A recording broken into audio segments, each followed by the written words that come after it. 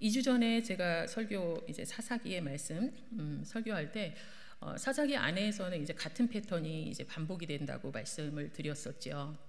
그래서 태평성대가 있어요. 잘 살아요. 그러다가 보면은 하나님 앞에 악을 행하는 시기가 있다라는 거고요. 이스라엘 백성이 악을 행하다 보면 너무나도 사랑하시는, 이들을 사랑하시는 하나님께서 이들을 그냥 방치하실 수 없으니 이방 족속을 통해서 징계하시는 그런 상황이 벌어지게 된다라는 거죠. 그러면 징계를 당하다 보면은 어떻게 돼요? 하나님 앞에 다시 잘못했어요 하고는 제발 살려주세요 막 이렇게 부르짖으며 나간다는 거죠. 그렇게 회개하며 하나님을 붙들고 나아갈 때 하나님께서는 사사를 세우셔서 다시금 구원을 하시는 그 역사를 이루신다라는 거죠. 그런데 여기서 끝나면 좋은데 어떻게 된다고 그랬어요?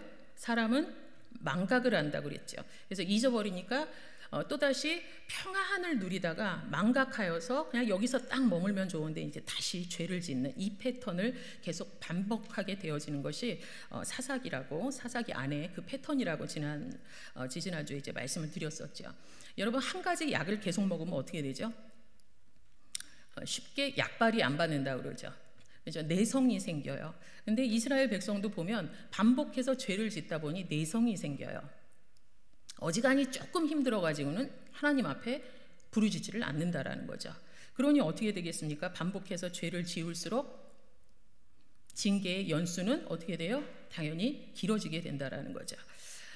참 어리석은 모습이 아닐 수 없는데 우리의 모습도 가끔은 그럴 때가 있어요. 이게 부모님을 향해서도 자녀도 그런 모습을 가질 때가 있잖아요.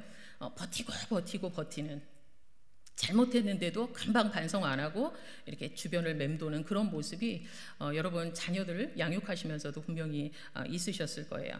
이스라엘 모습이 저희 모습하고 이제 비슷하다라는 걸 저희들이 가지고 오늘 말씀 한번 들어가 보도록 하겠습니다.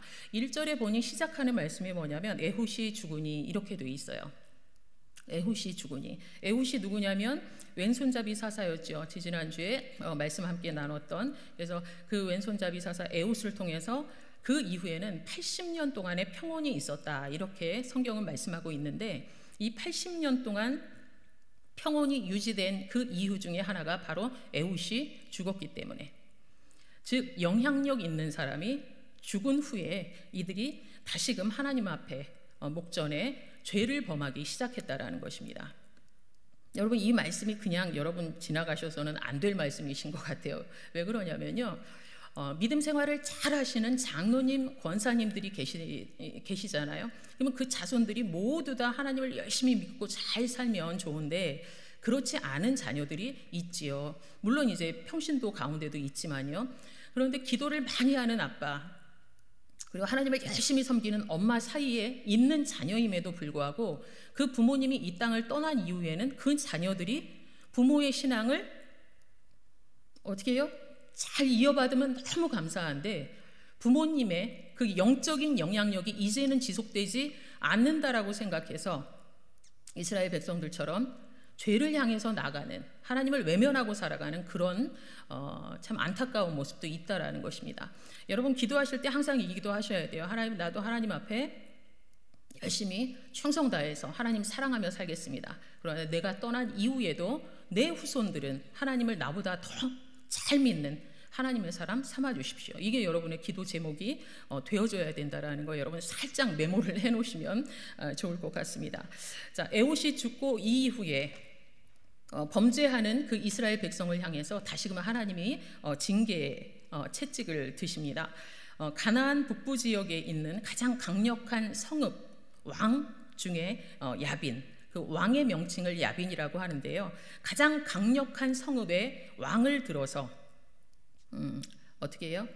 이제 이스라엘 백성을 훈련시키기 시작하시는 거죠. 막 핍박이 이제 가해집니다. 그런데 야빈 혼자만이 아니라 군대 장관 시스라가 같이 오늘 본문에서는 이제 세트로 나오게 되어집니다. 얼마나 힘든 20년의 시간을 보냈는지 그것은 여러분이 잠깐만 상상해 보셔도 알 수 있을 것 같아요. 무엇이냐면요, 이 야빈에 대한 설명이 그 이후에 나와 있는데 3절 말씀에 그렇게 되어 있어요. 야빈 왕은 철병거 900대가 있어, 이렇게 되어 있어요. 그런데 사사시대는요 철기 문화가 아니라는 거예요. 사사시대 이후에 왕정시대에 들어서야 이제 겨우 시작이 되어지는데, 그때조차도 정말 좋은 칼들 이런 거는, 그리고 좋은 창들 이런 거는 그 사울이나 요나단이나 막 이런 사람들이 들고 있을 만큼 철이 굉장히 귀했다라는 거죠. 그런데 왕정시대도 아니고 사사시대에 이 족속이 철병거 900대를 가지고 있었다 그러면 이거는 탱크를 900대 가지고 있다라는 거와 맞먹는 거죠. 그러니 이스라엘 백성이 어떻게 꼼짝달싹 할 수 없는 거예요. 왜 그럴까요? 철병거 900대가 있는 족속이 있는 반면에 이스라엘 백성은 변변한 칼조차 없는 상황이었기 때문에 어떻게 대항할 수가 없었던 그런 형국이었다라는 거죠. 그러니 얼마나 이스라엘 백성이 쉬워 보였겠습니까? 20년 동안 핍박을 해도 끽소리 한번 못 내고 있으니 마음 놓고 괴롭혔지 않겠습니까? 자, 그런 상황이었다라는 거예요. 심히 학대받으면서 너무나도 힘들어지자 20년이 지난 이후에 이제서야 하나님 앞에 부르짖으며 회개하는 모습이 시작이 되게 되어집니다. 자, 인간적으로 봐서는 어떤가요? 긴 학대의 기간이 있어요. 그리고 이쪽은 너무나 약한데 저 사람들은 막 철갑을 두르고 있다라는 거죠. 그런 상황에 하나님께서 사사를 세우신다면 정말 건강하고 싸움도 잘하고 힘도 세고 지략도 있고 전략도 있고 막 이런 사람을 세워야 될 것 같은데, 이번에 하나님께서 세우신 사사는 바로 여자였다라는 거예요. 여선지자 드보라를 사사로 세우셨다, 이렇게 기록이 되어 있죠. 당시는 남성 중심의 사회입니다. 남성 중심의 사회라면 여자들은 어디에서 명함을 내놓을 수 없는 그런 상황인 거죠. 항상 짓눌려 있는 종속적인 관계, 이런 상황일 텐데, 그런데 하나님께서는 여선지자 드보라를 이번에는 사사로 세우시면서 그에게 여러 가지 지혜와 그리고 리더십과 그리고 필요한 모든 것들을 공급해 주셨다라는 것이죠. 자, 하나님의 일은 성별하고는 상관이 없다라는 거, 그죠? 그리고 능력하고도 상관없고 힘하고도 상관이 없이 하나님의 일은 하나님의 손에 달려 있다라는 것을 이 말씀을 통해서만도 알 수 있다라는 것입니다. 이스라엘 자손들은 드보라에게 와서 재판을 받습니다. 오늘 본문에도 기록이 되어 있죠. 자, 사법과 행정 직무 모든 것들을 드보라가 주관함에 있어서 어떤 사람도 토를 달지 않는, 그냥 받아들이는 그런 모습이 충분히 보여집니다. 그런데 어느 날 하나님의 말씀이 임해요. 드보라에게 임합니다. 그리고 그 말씀을 이제 전해야 되는 상황이 된 거죠. 그래서 납달리 가데스에 있는 바락을 사람을 보내서 불러오는 그런 모습이 오늘 말씀에 기록이 되어 있습니다. 자, 오늘 말씀 중에 우리 6절, 7절의 말씀, 6절과 7절의 말씀 우리 다시 한번 우리 같이 읽습니다. 드보라가 사람을 보내어 아비노함의 아들 바락을 납달리 게데스에서 불러다가 그에게 이르되 이스라엘 하나님 여호와께서 이같이 명령하지 아니하셨느냐? 너는 납달리 자손과 스불론 자손 10,000명을 거느리고 내가 야빈의 군대 장관 시스라와 그의 병거들과 그의 무리를 기손 강으로 이끌어 내게 이르게 하고 그를 내 손에 넘겨주리라 하셨느니라. 아멘. 자, 지금 말씀 여러분 보시면 어떠신가요? 말씀 속에 하나님께서 그냥 명령, 하나님께서 말씀을 그냥 딱 선포를 해버리셨다라는 거죠. 그러니까 드보라가 받고 바락에게 전한 것이 바로 이 말씀이라는 거예요. 다름 아닌 야빈과 시스라를 이제는 없애겠다, 너희들을 해방시키고 구원시키겠다라고 말씀을 하시면서 너 혼자 다 해라 이렇게 말씀하지 않으셨어요. 직접적인 학대를 제일 많이 받고 있었던 두 자손들, 납달리 자손과 스불론 자손을 10,000명 추려서 데리고 와라. 그들을 데리고 다볼산으로 가라. 이렇게 먼저 말씀을 하셨어요. 너는 그거 해라. 그러면 나는 뭘 하냐면 하고 그 뒤에 이어진 것이 바로 그 다음의 말씀이죠. 8절 말씀, 7절의 말씀이죠. 내가, 이렇게 되어 있어요. 하나님께서 말씀하시는 거죠. 내가 야빈의 군대 장관 시스라와 그의 병거와 그의 무리를 기송강으로 이끌어, 하나님께서 이끌어내시겠다라는 거죠. 그래서 내가 이끌어낸 다음에 너에게 넘겨주겠다 이렇게 말씀을 하셨다라는 거예요. 그러면 이 하나님의 일에 대하여서도 네가 할 것과 내가 할 것에 대해서 하나님이 분명히 나누셨다라는 거죠. 너는 여기까지, 그 다음은 내가 이렇게 해서 너에게 넘겨주겠다. 하나님께서 이렇게 정확히 말씀을 하셨어요. 이렇게 말씀하셨으면은 믿음 좋은 분들이라면 어떻게 할까요? 아멘 하시겠죠. 하나님이 그렇게 하신다고요? 안겨주시겠다고요? 이제 우리 해방이에요? 정말이에요? 할렐루야 하실 거예요. 그런데 이 바락은 그러지 않았어요. 바락은 다른 반응을 보입니다. 이제 분석이 들어가죠. 분석이 들어가요. 철병거 900대, 우리는 아무것도 없고 이거 군사력에서 밀리는데 이렇게 생각을 했겠죠. 정말 밀리니까요. 오합지졸 10,000명으로 그들을 어떻게 이겨? 이거 정말 어려운데 하나님 왜 이러시나 이러셨을 거예요. 근데 그 다음에 생각해 본 게 이제 문제라는 거예요. 다볼산으로 납달리 자손과 스불론 자손을 모아라. 10,000명을 모아라. 그러면 여기까지도 이해돼요. 왜냐하면 산에 모이라고 한 거기 때문에 철병거 900대가 산에서 자유자재로 움직일 수 있을까요? 그렇지 않겠죠. 그죠? 탱크가 막 산에 잘 오르나요? 그건 잘 모르겠는데요. 철병거가 오르지는 못할 거라는 거예요. 산이 험하기 때문에 거기에 900대가 다 들어가서 움직일 수 있을까? 그렇지는 못할 거라는 거죠. 여기까지면 좋은데 하나님께서는 기송강으로 그들을 이끌어라. 이렇게 기송강에서 너희에게 넘겨주겠다. 하나님 그렇게 말씀을 하셨다라는 거죠. 그러면 기송강이면 얘기가 달라요. 여러분 기손시내라고 들어보셨나요? 기손시내. 엘리야가 그 갈멜산에서 이제 영적인 전쟁을 하죠. 그리고 그 영적인 전쟁을 마친 이후에 바알 선지자와 아세라 선지자 850명을 어떻게 하냐면요, 기손 시내로 데리고 와서 전부 다 죽이는 사건이 있었죠. 여기서는 기손 강이라고 얘기하는데 기손 시내라고 표현이 될 만큼 굉장히 작은 강이라는 거예요. 그런데 이 강으로 강에서 너희에게 넘겨주겠다. 하나님께서 그렇게 말씀을 하셨는데 이 바락이 가만히 생각해 보니 이 기손강 하류는 넓은 평야란 말이죠. 산에 철병거가 900대, 이거는 뭐 절대로 그 사람들도 자유롭지 않아.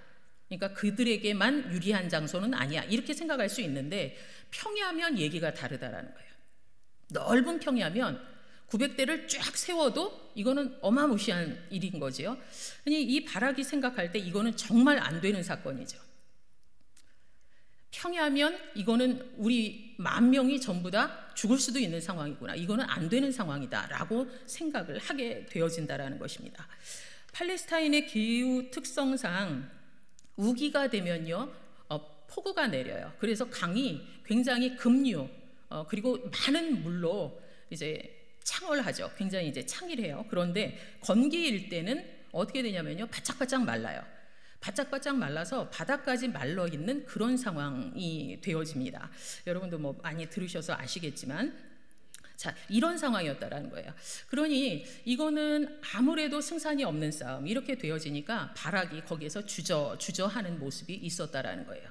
여러분 바락이 하나님의 뜻을 알았을까요? 하나님의 계획을 알았을까요? 그렇지 못했다라는 거예요. 그러기 때문에 주저하죠. 여러분도 그러실 때 있지요. 기도는 했어요. 근데 응답이 뭔지 모르겠어요. 아니면 하나님이 아직도 응답 안 주신 것 같아요. 이럴 때 여러분 확신 없으면 주저하게 되잖아요. 바락도 그랬다라는 것입니다. 주저하고 있어요.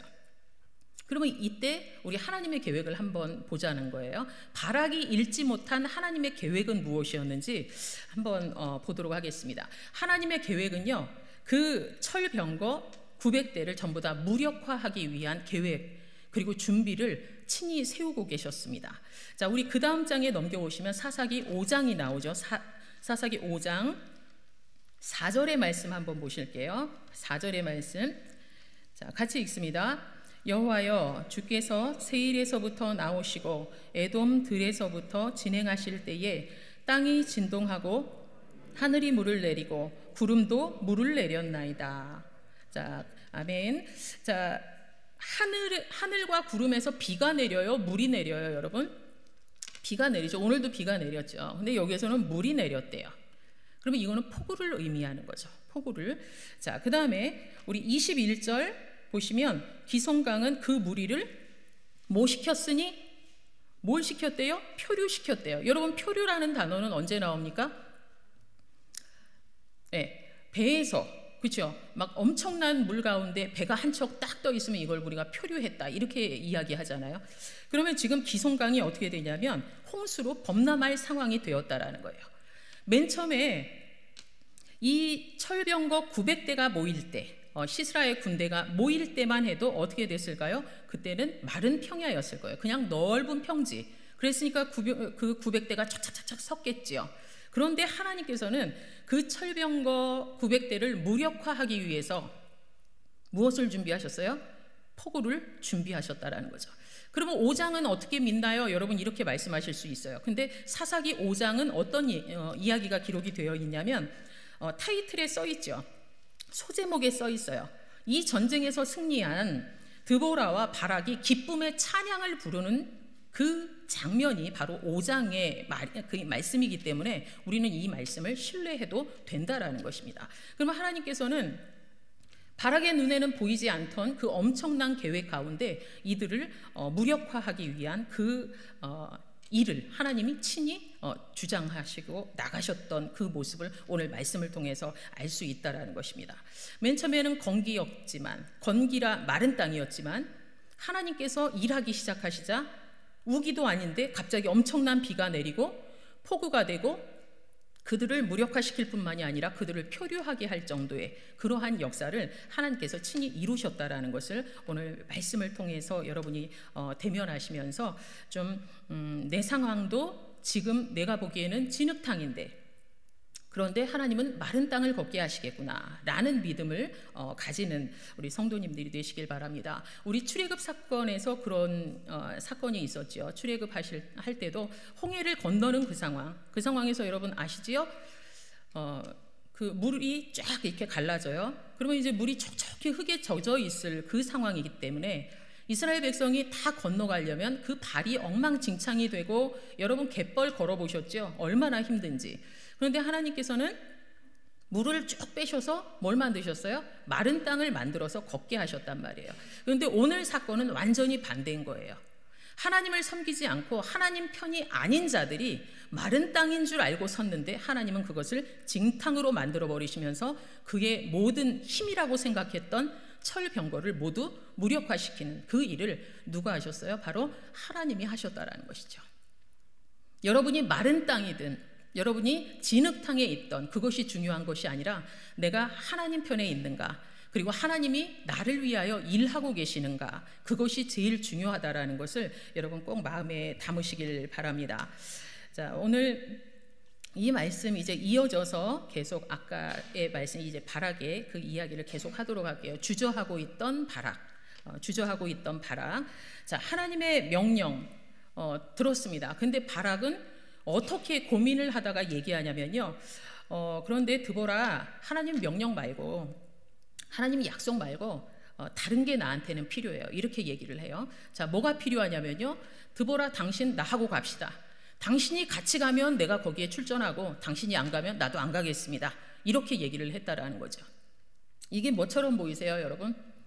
하나님이 말씀을 직접 주셨는데 하나님의 의중을 알겠는데 그런데도 불구하고 내 분석하에 이거는 어렵다 생각하니 주저하게 되고 그 이후에는 주저함으로 끝나는 것이 아니라 조건부로 순종하는 모습을 보게 되었다라는 것입니다.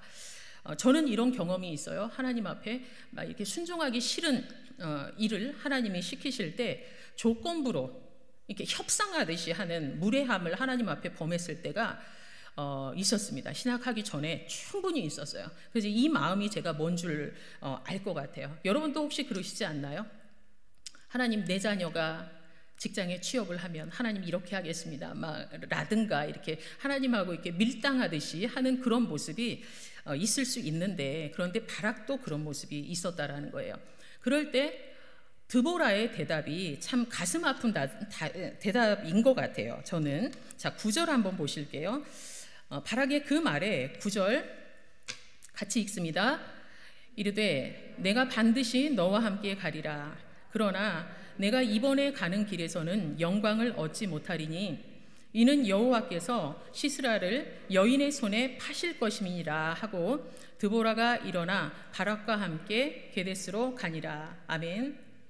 여러분 어떠세요? 이 말씀? 분명히 나는 너와 함께 갈 거야. 그러나 네가 가는 이번 길은 너한테는 영광이 없어. 이 얘기예요. 무슨 얘기예요? 너 쓰임은 받아. 영광은 없어. 이거예요. 열심히 싸웠는데 영광은 없어. 이거 되게 가슴 아픈 거죠. 그죠? 주어진 영광이 분명히 있었다라는 거예요. 확보된 영광이 있었다라는 거죠. 누구에게? 바락에게. 그런데 온전하게 순종하지 못하고 충성하지 못하고 주저주저하는 그 모습으로 인해서 바락이 누릴 수 있었던 영광, 바락에게 확보되었던 그 영광이 다른 사람에게 넘어가는 그 모습이 지금 말씀에 담겨 있다라는 것입니다. 여러분 어떠세요? 교회 사역도 마찬가지고요, 봉사도 마찬가지예요.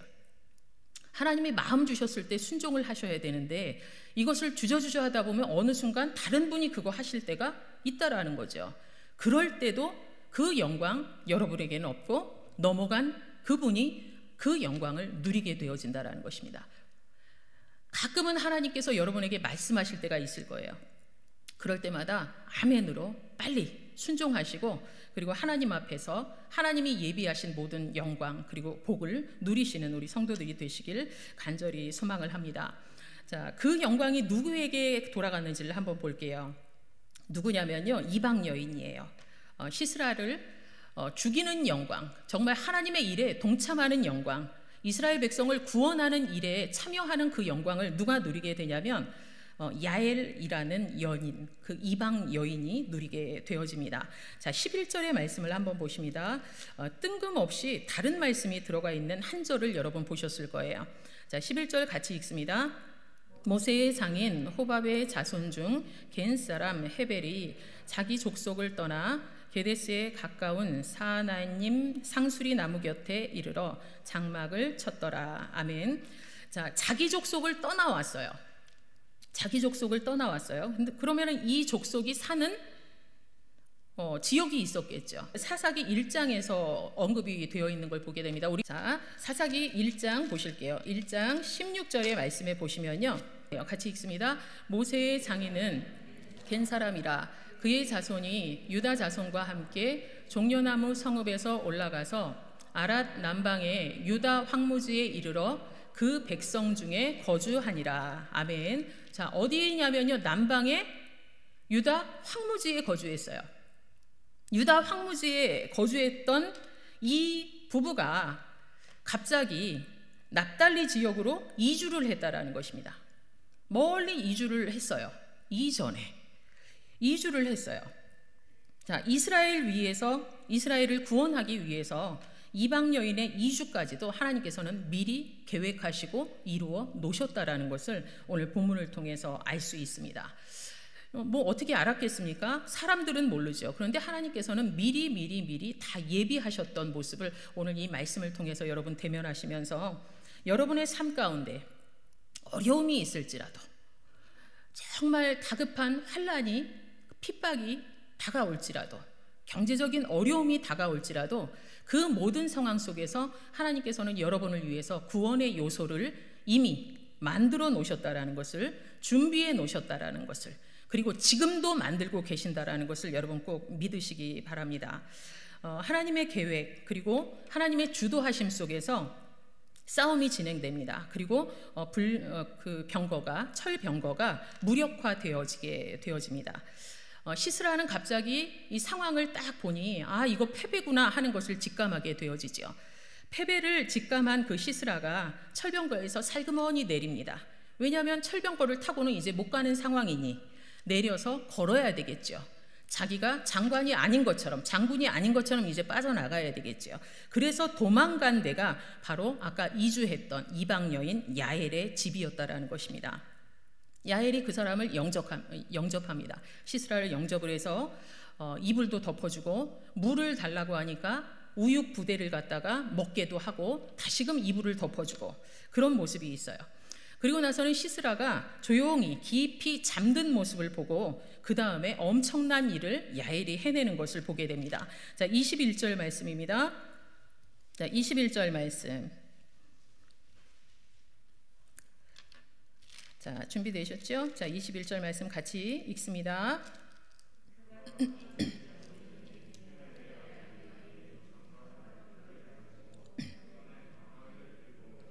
그에게로 가만히 가서 말뚝을 그의 관자놀이에 박음에 말뚝이 꿰뚫고 땅에 박히니 그가 기절하여 죽으니라. 아멘. 여러분 이 모습만 보면 엄청나게 무서운 여자다 막 이렇게 생각하실 수 있죠. 그리고 이 정도면 살인행위지 막 이렇게 생각하실 수 있어요. 그런데 이 행동은 단순한 살인이 아니라 하나님의 관점으로 봐야 되죠. 하나님을 사랑하는 그 마음을 가지고 이스라엘 자손을 구원하기 위한 그 일, 그 하나님의 일에 동참했던 그 행동으로 보여진다라는 것입니다. 왜 그러냐면요, 아까 우리 함께 봤던 그 뒤에 5장의 말씀에서 우리 뒤에 한번 보실까요? 24절에 그렇게 기록이 되어 있어요. 겐 사람 헤벨의 아내 야엘은 다른 여인들보다 복을 받을 것이니 장막에 있는 여인들보다 더욱 복을 받을 것이로다. 이렇게 되어 있어요. 그러면 하나님께서 이 살인을 살인으로 보신다는 거예요? 아니면 하나님의 일에 동참한 걸로 보신다라는 거예요? 여러분 분명히 아시겠죠? 자, 드보라와 바락의 이 찬가, 이 노래에서 명확히 이것이 허황된 그리고 바보 같은 살인으로 읽혀지지 않는다라는 것을 우리가 확인할 수 있다라는 것입니다.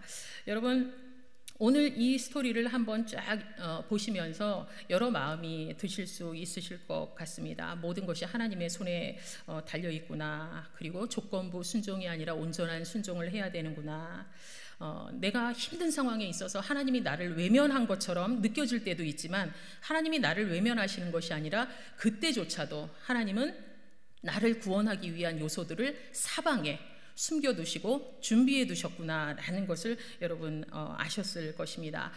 그런데 오늘 제가 이 말씀을 준비하면서 함께 정말 나누고 싶었던 말씀이 바로 15절의 말씀입니다. 15절에 보시면 바락 또 나와요. 바락이 또 언급이 되어집니다. 자, 15절의 말씀입니다. 우리 마지막으로 이 본문에서의 말씀 마지막으로 봅니다. 여호와께서 바락 앞에서 시스라와 그의 모든 병거와 그의 온 군대를 칼날로 혼돈에 빠지게 하심에 시스라가 병거에서 내려 걸어서 도망한지라. 아멘. 자, 이렇게 되어 있습니다. 자, 하나님은 모든 사람 앞에서 그리고 세상 가운데서 일을 해내시지요. 그런데 지금 본문에 보면 여호와께서 바락 앞에서 일을 하셨다. 이렇게 기록이 되어 있다라는 것입니다.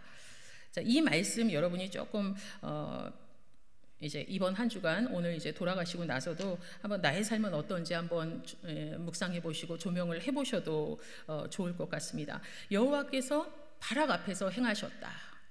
이 말씀 어떠셨을까요? 이 말씀이 여러분 어떻게 들리시나요? 자, 바락은 되게 슬펐을 것 같아요. 일은 열심히 했는데 이렇게 전쟁 열심히 했는데 그런데 하나님이 일하시는 것을 그냥 모든 사람이 다 보긴 봤어요. 그런데 성경에 바락 앞에서 행하셨다 이렇게 기록되어 있는 걸로 봐서 하나님께서 믿음 없이 순종하는 자 그리고 정말 조건부로 순종하는 그 사람 앞에서도 그 사람들이 깨달을 수 있을 만큼 명확히 일을 해내시는 하나님이시구나 라는 것을 또 생각하게 되었다라는 것입니다.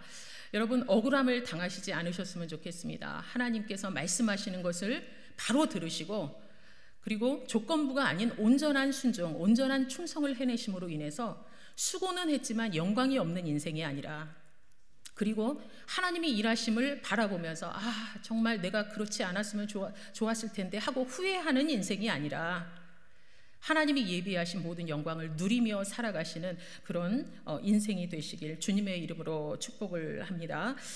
말씀 앞에 살아가는 우리들입니다. 그래서 우리는 매 순간 선택이라는 것을 하면서 살아갑니다.